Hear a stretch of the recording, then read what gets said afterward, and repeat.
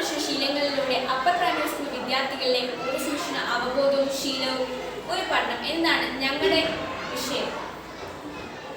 ആമുഖം. നമ്മുടെ പരിസ്ഥിതി സംരക്ഷിക്കുന്നതിന് ഏറ്റവും പ്രധാനപ്പെട്ട മാർഗമാണ് ഊർജ്ജ സംരക്ഷണം. ഉപയോഗമില്ലാത്തപ്പോൾ ലൈറ്റുകൾ ഓഫ് ചെയ്യുക തുടങ്ങിയ ലളിതമായ ഘടകങ്ങൾ മുതൽ കെട്ടിടങ്ങളുടെ ഇൻസുലേഷൻ മെച്ചപ്പെടുത്തുക പോലുള്ള സങ്കീർണമായ ശ്രമങ്ങൾ വരെ ഇതിനായി നടപ്പിലാക്കേണ്ടി വരും. പഠനത്തിന്റെ ആവശ്യകത പ്രസക്തി. പരിസ്ഥിതി സംരക്ഷണം പ്രോത്സാഹിപ്പിക്കുന്നതിന് ഒരു വലിയ അടിത്തറയായിട്ടാണ് നമ്മൾ ഊർജ്ജ സംരക്ഷണം കൊണ്ടുപോകുന്നത്.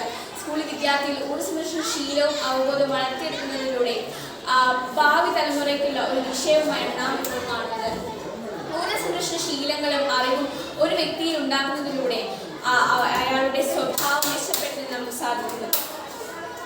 അതുപോലെ തന്നെ ഇപ്പോൾ നമ്മൾ ഉപയോഗിക്കുന്ന പാരമ്പര്യ സ്രോതസ്സുകളെല്ലാം തീർന്നു പോകുന്നതാണ്. അതിനാൽ ഊർജ്ജം നമ്മൾ സംരക്ഷിക്കേണ്ടത് വളരെ പ്രധാനപ്പെട്ട ഒന്നാണ്.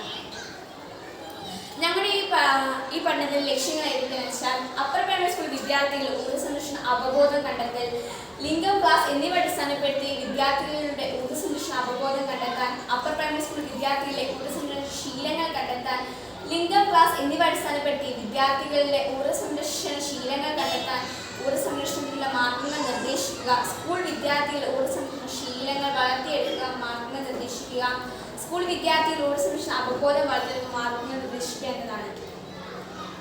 ഞങ്ങൾ സർവേ രീതിയാണ് ഈ പഠനത്തിന് വേണ്ടി ഉപയോഗിച്ചിരിക്കുന്നത്. ജീസസ് കാട്ടിക്കുളം സ്കൂളിലെ 6-7 ക്ലാസ്സുകൾ പഠിക്കുന്ന 100 വിദ്യാർത്ഥികളാണ് ഞങ്ങൾ സാമ്പിളായി തിരഞ്ഞെടുത്തത്. അവർക്ക് ഊർജ്ജ സംരക്ഷണ ശീല സ്കെയിലും ഊർജ്ജ സംരക്ഷണ അവബോധ പരിശീലന ടെസ്റ്റും കൊടുത്തു. ഊർജ്ജ സംരക്ഷണ ശീല സ്കെയിലിൽ എല്ലായ്പ്പോഴും ചിലപ്പോൾ ഒരിക്കലുമില്ല എന്ന തരത്തിൽ 12 ചോദ്യങ്ങളും എല്ലായ്പ്പോഴും എന്നതിന് 3 ചിലപ്പോൾ എന്നതിന് 2 ഒരിക്കലുമില്ല എന്നതിന് 1 എന്ന രീതിയിലാണ് സ്കോറുകൾ അടയാളപ്പെടുത്തിയിരിക്കുന്നത്. ഊർജ്ജ സംരക്ഷണ അവബോധ പരിശീലന ടെസ്റ്റ് ശരി തെറ്റ് എന്ന തരത്തിൽ 12 ചോദ്യോത്തരങ്ങളും ശരിയായതിന് 1 മാർക്ക് വീതവും തെറ്റായതിന് 0 മാർക്ക് എന്ന രീതിയിലാണ് സ്കോറുകൾ രേഖപ്പെടുത്തിയിട്ടുള്ളത്. അതുപോലെ തന്നെ അപഗ്രന്ഥവും നിഗമനവും.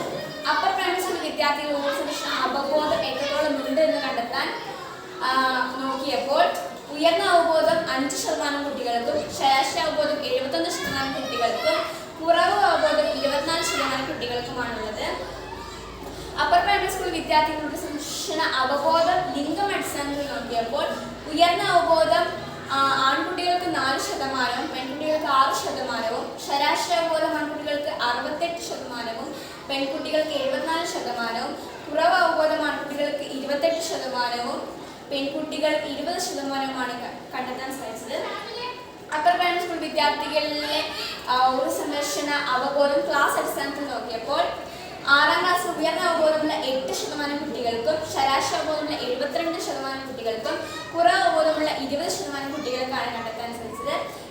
7ാം ക്ലാസ്സിൽ ഉയർന്ന അവബോധം 2% കുട്ടികൾക്കും ശരാശരി അവബോധം 70% കുട്ടികൾക്കും കുറവ് അവബോധം 28% കുട്ടികൾക്കാണ് ഉള്ളത്.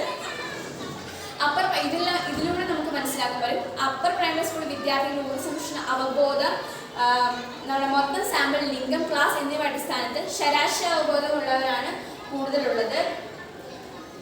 ഇനി അപ്പർ പ്രൈമറി സ്കൂൾ വിദ്യാർത്ഥികളുടെ ഊർജ്ജ സംരക്ഷണ ശീലം എത്രത്തോളം ഉണ്ടെന്ന് നോക്കിയപ്പോൾ മൊത്തം സാമ്പിൾ നോക്കിയപ്പോൾ ഉയർന്ന തരം 18%, ശരാശരി നില 76%, താഴ്ന്ന നില 6%മാണുള്ളത്. ലിംഗം അടിസ്ഥാനത്തിൽ നോക്കിയപ്പോൾ ഉയർന്ന തലം ആൺകുട്ടികൾക്ക് 18%, ഉയർന്ന തലം പെൺകുട്ടികൾക്ക് 18%, ശരാശരി നില ആൺകുട്ടികൾക്ക് 70%, ശരാശരി നില പെൺകുട്ടികൾക്ക് 82%, താഴ്ന്ന നില ആൺകുട്ടികൾക്ക് 12%, പെൺകുട്ടികൾക്ക് താഴ്ന്ന നില ഉണ്ടായിരുന്നില്ല. അപ്പർ പ്രൈമറി സ്കൂൾ വിദ്യാർത്ഥികളെ കുറിച്ചുള്ള ശീലം ക്ലാസ് അടിസ്ഥാനത്തിൽ നോക്കിയപ്പോൾ ഉയർന്ന തലം 6ാം ക്ലാസ്സിൽ 18% കുട്ടികൾക്കും 7ാം ക്ലാസ്സിലും 18% കുട്ടികൾക്കും ശരാശരി നില 74%, 6ാം ക്ലാസ് 74% കുട്ടികൾക്കും 7ാം ക്ലാസ് 78% കുട്ടികൾക്കും താഴ്ന്ന നില 6ാം ക്ലാസ് 8% കുട്ടികൾക്കും 7ാം ക്ലാസ്സിൽ 4% കുട്ടികൾക്കുമാണുള്ളത്. ഇതിലൂടെ നമുക്ക് മനസ്സിലാക്കാൻ കഴിയും അപ്പർ പ്രൈമറി സ്കൂൾ വിദ്യാർത്ഥികളിൽ കൂടുതൽ വിദ്യാർത്ഥികൾക്ക് മൊത്തം സാമ്പിൾ ലിംഗം ക്ലാസ് എന്നിവയുടെ അടിസ്ഥാനപ്പെടുത്തി ശരാശരി നിലയാണ് കൂടുതലുള്ളത്.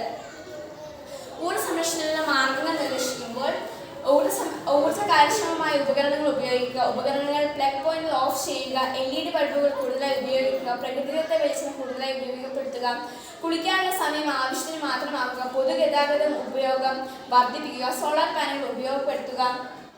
അതുപോലെ തന്നെ reduce, reuse, recycle, energy audit, ശരിയായ ഫ്രിഡ്ജിൻ്റെയും ഫീസറിൻ്റെയും ഉപയോഗം, ആവശ്യമില്ലാത്തപ്പോൾ വൈദ്യുതി ഉപകരണങ്ങൾ ഓഫ് ചെയ്യുക, സ്മാർട്ട് വീട്ടുപകരണങ്ങൾ, ജലനഷ്ടം കുറയ്ക്കുക, ഉപകരണങ്ങൾ അമിതമായി ചാർജ് ചെയ്യരുത്.